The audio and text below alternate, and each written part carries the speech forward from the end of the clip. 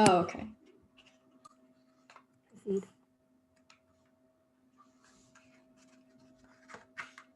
Go ahead. Okay, so this week's topic is political economics. Jasmine's going to start us off, and then I will jump in later.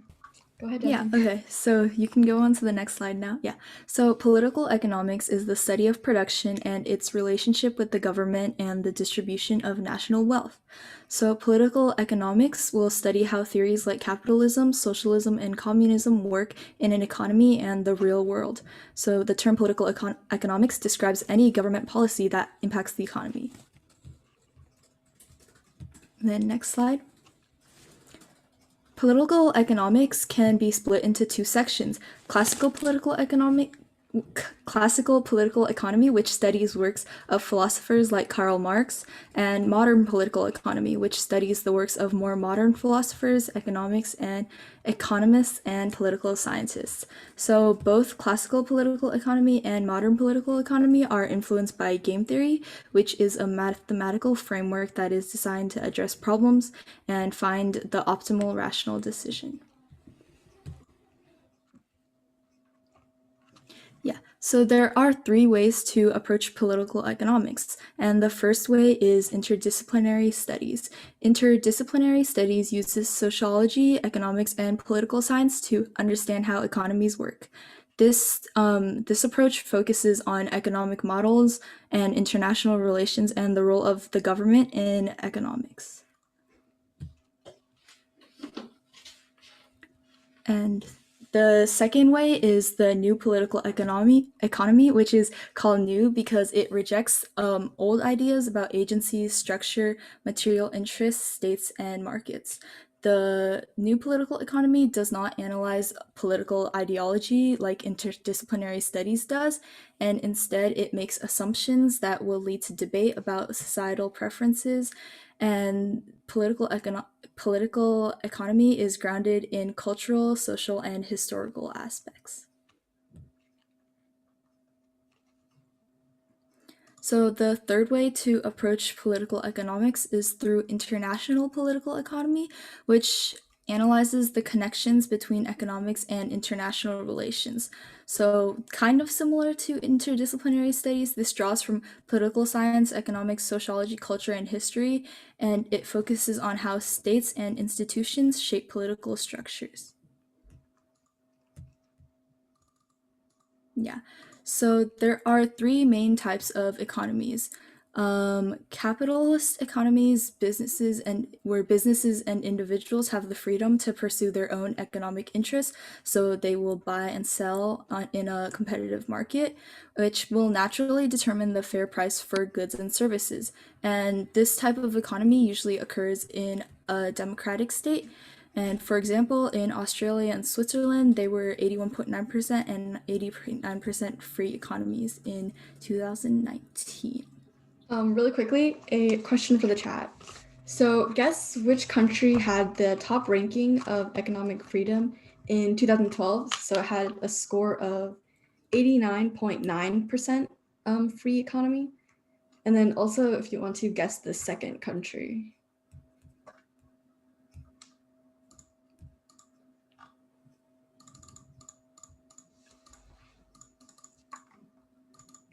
So we have Hong Kong, Singapore, China.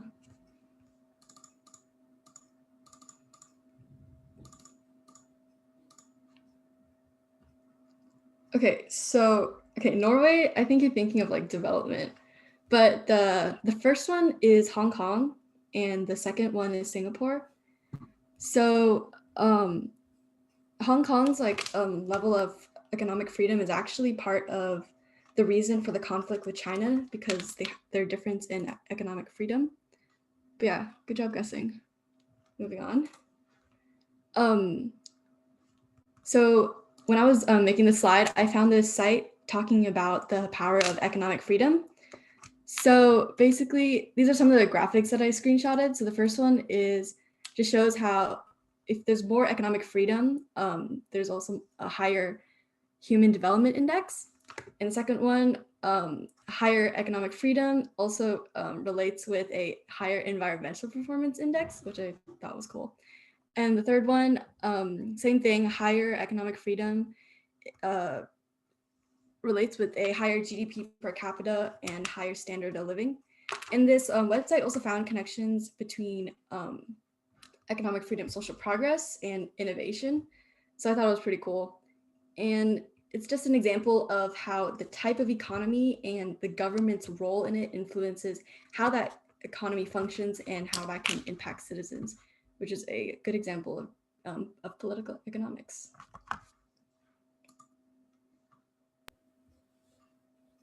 Yeah, so moving on to our second type of economy is the command economy. This type of economy is where the central government plans the economy and allocates resources and dictates prices for goods and services. So, for example, during war, a lot of free market economies can shift towards command economies so that the government can like take more control of things and everything is less like up in the air. But normally, this kind of economy usually takes place in communist or authoritarian states, such as Cuba, North Korea, and the former Soviet Union.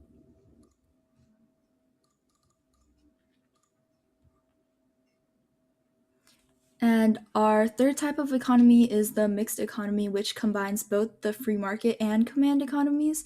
So the government will take some action to direct the economy, such as protecting industries and helping consumers. And this is the type of economy that most countries have, for example, us here in the United States. And one example of what actions government might take would be to input agricultural subsidies, which are a common way that the government intervenes with the economy. And an agricultural subsidy is basically a government incentive that's paid to agribusinesses, agricultural organizations, and farms in order to supplement their income, manage the supply of agricultural commodities, and influence the cost and supply of such commodities. For example, the government could influence the price of milk, and actions like this would help protect domestic agriculture.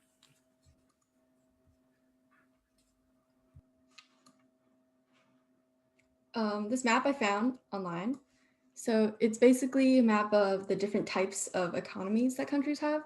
So the darker blue, the more capitalist, and the lighter it gets, the more government regulated the economy is. So as you can see, Canada, Australia, and New Zealand, really dark blue, so they're more capitalist. The US has a mixed economy, so it's a little lighter blue. Africa, Asia are on the lighter side, and Eastern Europe is on the bluer side. And what I found was that it relates to development.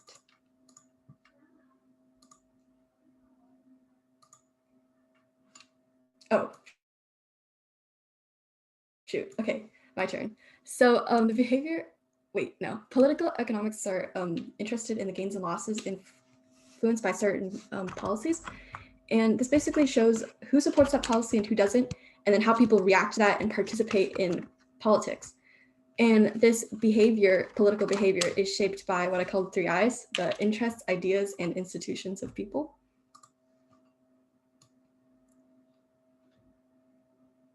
So the first one, interests, is basically the interest of individuals and groups to exercise their power to influence policies. So an example is a government individual who would tend to promote their own economic or political interests because it helps them retain power.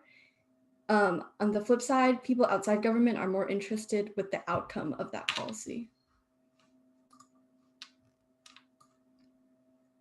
The second I is ideas. So ideas allow someone to decide how to remain consistent with their values and beliefs. So these ideas show that political action can be influenced by factors other than self-interest, like the government officials from the other slide. So an example is someone who wants to enter politics because they want to make a change in the world.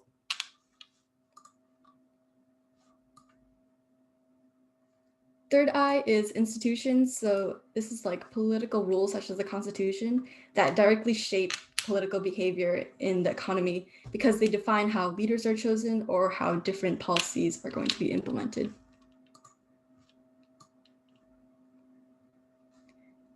Okay, so modern economist theories are split into 3 different ideologies, and these are used to see how these ideologies play out in the real world and in our economies. First one is liberalism. It stems from the concept of labor and how you can produce goods. Liberal economists believe that economics benefits everyone because society progresses as the standard of living improves. And they believe in equal opportunity for everyone because the wants of the community are more important for decision making than the wants of an individual. And these economists are more concerned with the structure of a civil society.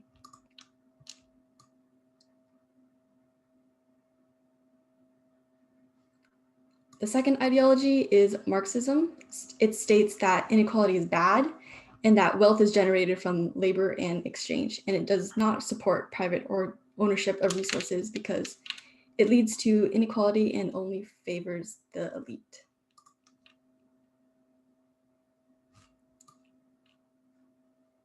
Third one is economic nationalism. It's the belief that the state possesses all the power and that individuals have to work to use economic benefits, and that governments should control all resources because individuals can't create a cohesive society without a strong government.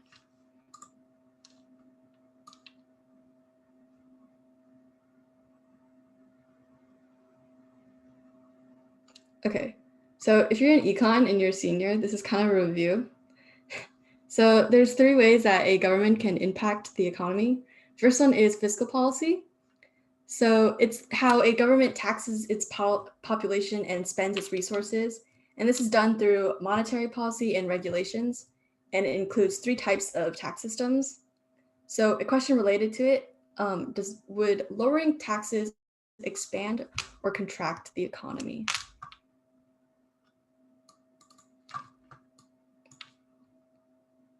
And you can just drop that in the chat.